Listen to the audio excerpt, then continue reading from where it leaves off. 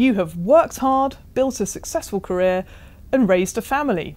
So what about your next act? The FT's Next Act Hub has now launched and is the place to visit to find regular inspiration from FT writers on all aspects of living your later life to the full. I'm Claer Barrett, and joining me now to talk about the Next Act is Tom Robbins, FT Weekend's travel editor, Lindsay Cook, who is the Money Mentor columnist in FT Money, and Jan Daly, FT Weekend's arts editor. Welcome all, and thank you for joining me today. Tom, we'll start off with the great piece that you've written, all about travel. Lots of us have got dreams to travel when we retire, but nowadays it's perhaps less about the golf course or the beach. Yeah, I mean, I think, we can't overgeneralise, but and some people will still aspire to, a traditional Mediterranean cruise or something like that. But there's no denying there's been this huge growth in adventure travel. It's one of the key drivers in the travel industry.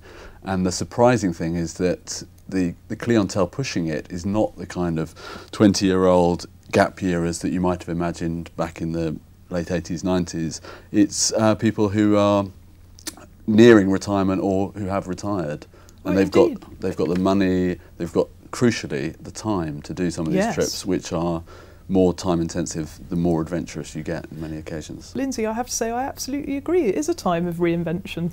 It is absolutely. When pensions and the National Assistance Act came in, men live 15 months after they drew their pension.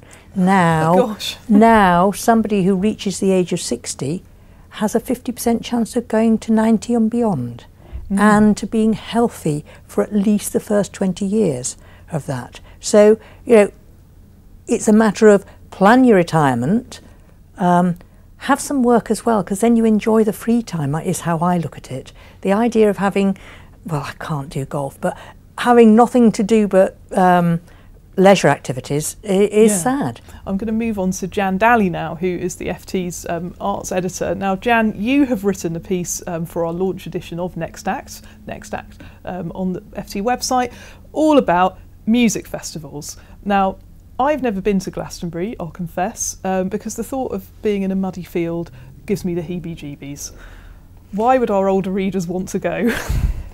Well, probably because they've always wanted to go and never had the time. I think the point that Tom made earlier about retirement, or at least a kind of different way of working, bringing that most precious commodity of all, which is time, is very, very relevant in my field, in the arts, because people can not only devote much more time to, you might call it consuming the arts, going to listen to things, going to watch things, going to visit things, but also to doing them.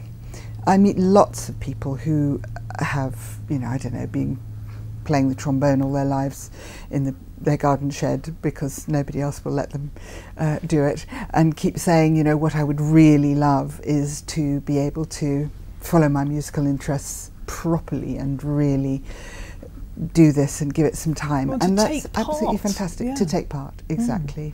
Thanks everyone for joining us today. Remember to check out all of our articles, ft.com/nextact, and we'll be updating that every week with new content for you to read, share and enjoy.